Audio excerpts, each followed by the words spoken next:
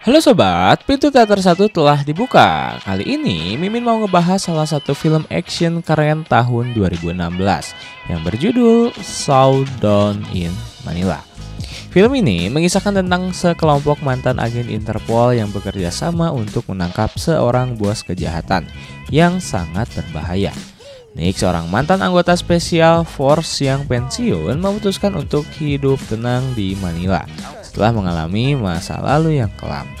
Namun, ternyata Nick memutuskan untuk menjadi detektif swasta sehingga ia harus berhadapan dengan bos mafia saat menjalankan tugas dari kliennya. Lantas, akankah Nick dan tim mantan Interpol berhasil menangkap bos kejahatan tersebut? Oke, tanpa menunggu banyak lama, mari kita mulai intronya.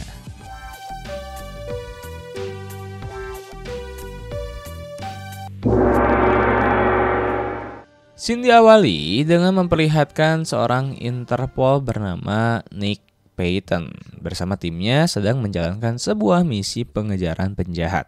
Nampak mereka sedang memantau gerak-gerik seseorang yang hendak disergap.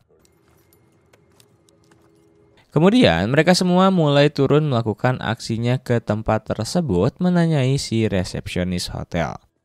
Awalnya si resepsionis itu tidak menjawab apapun dan tidak ingin memberikan informasi. Namun setelah sedikit diberikan ancaman oleh Nick, dia pun menunjukkan orang-orang yang menjadi incaran Interpol tersebut. Selanjutnya Nick dan tim bergegas menuju ke atas dan bersiaga untuk melakukan penyergapan. Namun saat menghubungi salah satu rekannya yang menjaga di mobil, rupanya dia sudah tewas. Yang berarti para penjahat itu sudah mengetahui kedatangan Nick bersama tim. Tak lama kemudian datang si botak jahat menyambut Nick dan tim dengan melemparkan flashbang dan terjadilah baku tembak di antara mereka. Peluru demi peluru terus melayang di udara. Nampak para penjahat seakan tak habis-habis. Jumlahnya bahkan membuat tim Nick banyak yang mati berguguran hingga menyisakan Nick dan satu rekannya. Walau berdua dan rekannya kini terluka, mereka tetap melanjutkan misi mencari bosnya hingga ke atas rooftop. Maka terlihatlah si botak yang menyambut mereka berdua dengan beberapa kali tembakan menewaskan rekan Nick.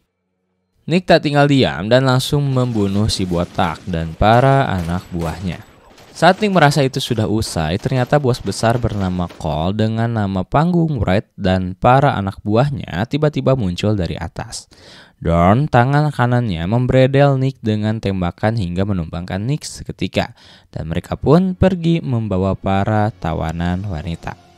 Sedangkan Nick yang tergeletak itu tak disangka masih dalam keadaan hidup. Singkatnya Nick sudah dibawa ke rumah sakit dan kini sudah sadarkan diri setelah melewati masa-masa kritisnya. Saat terbangun, ia ditemani oleh kekasihnya yang bernama Sofia. Nampak Sofia begitu sangat bahagia melihat kekasihnya kini sudah sadar. Tak lama datanglah letnan kepolisian yang bernama Kakalo menjenguk Nick dan langsung menegur Nick karena Nick terus menyalahkan dirinya sendiri atas kegagalan misi yang mengakibatkan semua anak buahnya tewas. Beberapa saat kemudian datang kapten kepolisian menghampiri letnan. Di sana terjadilah perdebatan antara keduanya sebab letnan tak terima ketika si kapten seakan menyalahkan Nick dalam misi yang telah gagal itu. Di tengah perdebatan mereka, Nick pun langsung melerai mereka berdua. Kemudian beberapa tahun berlalu, scene memperlihatkan sepasang suami istri sedang santai berlibur. Dia adalah Matthew Wells dan istrinya Nyonya Wells.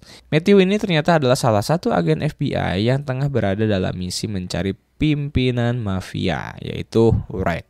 Setelah berbincang dan bermesraan dengan istrinya, Matthew beranjak dari sana karena melihat Wright bersama dengan para anak buahnya. Dengan penuh keberanian, Matthew tanpa membawa senjata apapun mendatangi mereka sendirian. Terjadilah baku hantam dengan para anak buah Wright itu, dan dengan mudah ia selesaikan. Namun saat hendak mengejar Wright, ia dihadang dengan cukup mudah oleh si pirang Dorn, hingga tak berkutik. Dorn pun membawa Matthew ke hadapan Wright. Lalu tanpa segan, Wright menusuknya berkali-kali hingga tewas dan berlalu pergi. Kejadian tersebut ternyata disaksikan langsung oleh istri Matthew yang tidak bisa apa-apa selain menjerit menangis kehilangan suami yang sangat ia cintai. Selepas kejadian tersebut, Nyonya Wells ternyata tidak tinggal diam. Dia langsung membuat sketsa wajah dari Wright dan melaporkan kematian dari suaminya itu pada kepolisian. Di kantor polisi setelah menunggu cukup lama, Nyonya Weller didatangi oleh Letnan Kakalo. Nyonya Wells pun langsung menceritakan segala kesaksiannya tentang pembunuhan suaminya itu, sembari menunjukkan gambar sketsa sang pelaku yaitu Wright.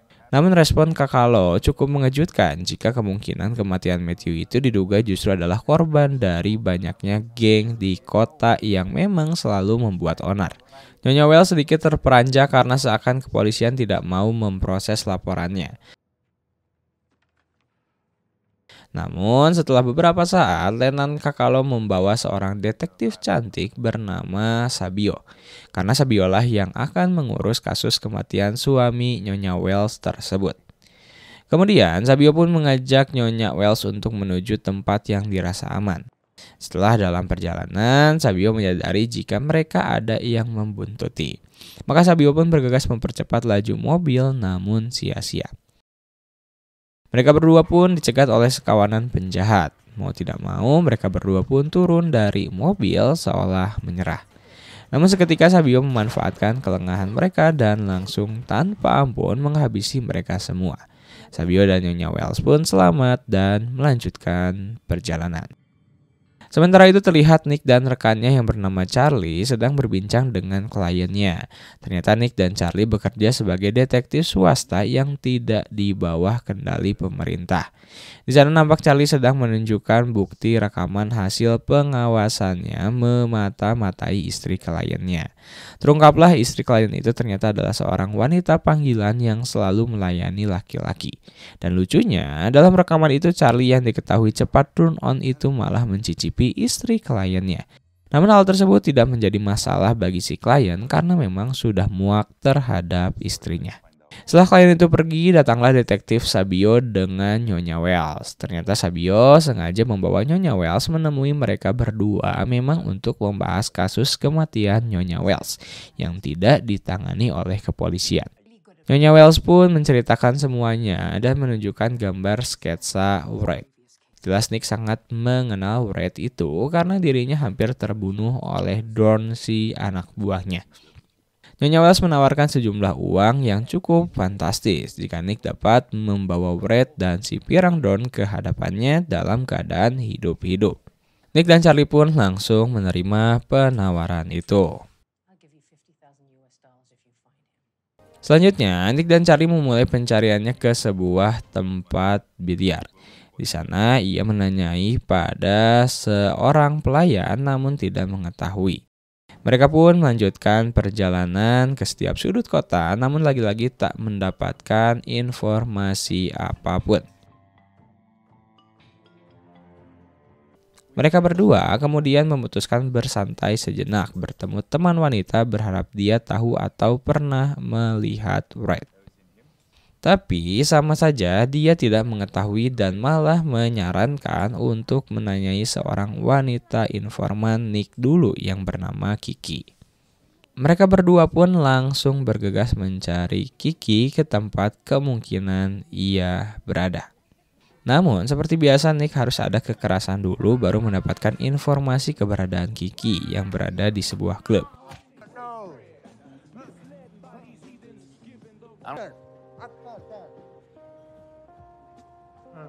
Sesamanya di sana ternyata di dalam ada beberapa preman dengan pimpinan bernama Datu yang sedang berpesta.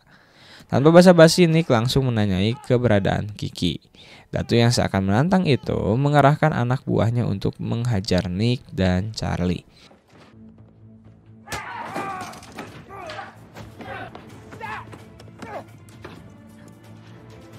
Namun hal tersebut sangatlah mudah diatasi oleh mereka berdua. Datu pun memberitahu Kiki ada di mana pada mereka.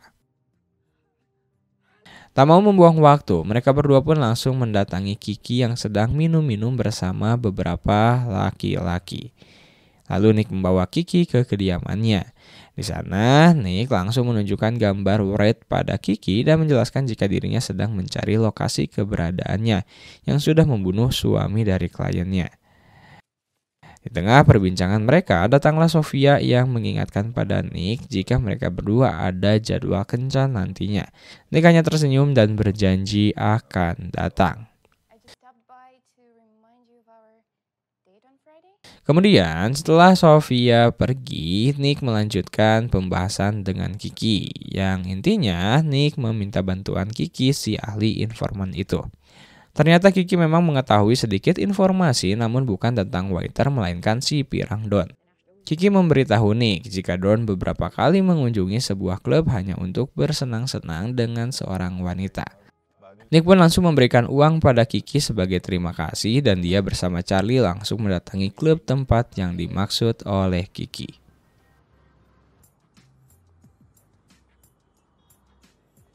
Sesampainya di sana tanpa lama mereka berdua pun melihat Dorn masuk ke dalam klub tersebut. Di sana rupanya banyak para wanita yang mengenal akrab Charlie, seakan Charlie adalah langganan mereka.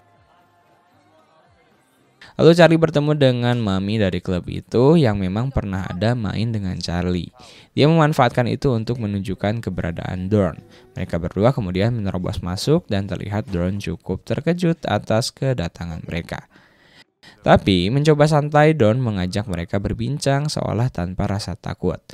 Namun hal itu ternyata caranya mencari celah mereka berdua agar terkecoh. Dan saat waktu itu terjadi, Dorn pun berhasil berlari kabur dari tangkapan mereka berdua. Dan terjadilah saling kejar. Di tengah pengejaran itu, Dorn sengaja berlari ke pasar agar mudah untuk bersembunyi. Nick cukup sulit mengejar dan kehilangan jejak dari Dorn. Namun saat mencoba menghajar Dorn, justru Charlie tidak bisa mengimbangi kekuatannya. Dan beruntung Nick datang membantu sehingga Charlie tak habis dihantam oleh Dorn. Setelah cukup alot mendesak Dorn, akhirnya dia memberitahu lokasi keberadaan Wraith. Nick pun langsung pamit pada Sofia jika dirinya akan segera menyelesaikan pekerjaannya. Selain itu, Nick juga menghubungi Letnan Kalolo untuk mengirim bantuan para teman-teman Nick dahulu untuk mendampingi menangkap Wraith. Singkatnya, Nick dan Charlie pun sudah sampai di sebuah hutan menunggu para rekannya. Dan tak lama kemudian, teman-teman Nick pun datang menyeberang danau hingga bertemu dengan Nick dan Charlie. Mereka itu ada Ford, Dillon, Victor, dan seorang wanita bernama Haynes. Selanjutnya mereka semua di bawah pimpinan lapangan Nick langsung menerobos masuk ke tengah hutan mencari keberadaan markas dari Wraith dan para anak buahnya. Setelah cukup lama menerjang hutan, akhirnya mereka menemukan tempat dari Wraith dan anak buahnya di seberang air terjun. Mereka pun langsung mengatur strategi, pembacaan map, dan mempersiapkan persenjataan. Tiba-tiba Nick malah ingin menembak Waiter saat dia melihatnya. Namun Charlie langsung menahannya karena itu akan cukup berbahaya dan jaraknya terlalu jauh. Maka dari itu mereka semua pun langsung mengatur posisi berdasarkan kemampuan yang mereka miliki dan berpencar mengitari hutan menuju lokasi para penjahat itu. Sementara itu di markas, anak buah Waiters melaporkan jika Dorn sampai saat ini tidak ditemukan. Maka markas narkoboy di hutan itu langsung akan segera dipindahkan. Dan Waiters menyuruh para anak buahnya bersiap-siap untuk pergi karena sudah merasa ada yang janggal. Hingga tak lama kemudian bentrokan pun terjadi dan baku tembak pun tak terhindarkan. Tim Nick jelas kalah jumlah jika dibandingkan dengan para anak buah Wraith. Namun dengan strategi dan kematangan mereka, satu persatu dari para penjahat itu dijatuhkan tanpa ampun. Di tengah baku tembak itu pun ternyata naasnya Victor harus terkenai tembakan di kakinya. Beruntung dia masih dapat bertahan walaupun kesakitan. Victor pun kembali mencoba menstabilkan dirinya mencari posisi enak untuk senapan jarak jauhnya. Sementara tim yang lainnya tetap fokus membasmi para penjahat. Tak terkecuali dengan Nick yang sangat menikmati peperangan itu. Bahkan dia langsung menembak drum minyak meledakkan beberapa pos para penjahat.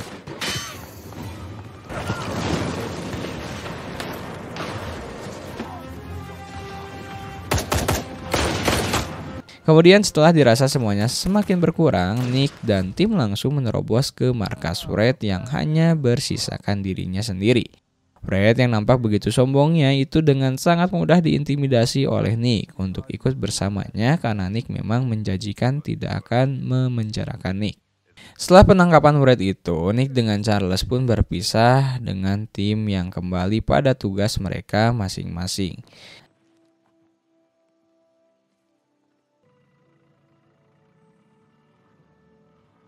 Kemudian singkatnya, kini di kediaman Nick sudah ada Dawn dan sang bos Fred yang sudah menjadi sandera. Tak lama datang detektif Sabio dan Nyonya Wells. Lalu Nyonya Wells mencurahkan segala amarah dan kesedihannya atas kematian suaminya yang dibunuh Fred. Tanpa aba-aba apapun, Nyonya Wells pun menembaki keduanya tanpa ampun hingga tewas. Mereka semua termasuk Nick pun terkejut namun tidak bisa apa-apa. Nyonya Wells pun berterima kasih pada mereka dan berpamitan pergi setelah berjanji uang bayaran untuk mereka sudah ada di rekening. Dan kemudian film pun tamat.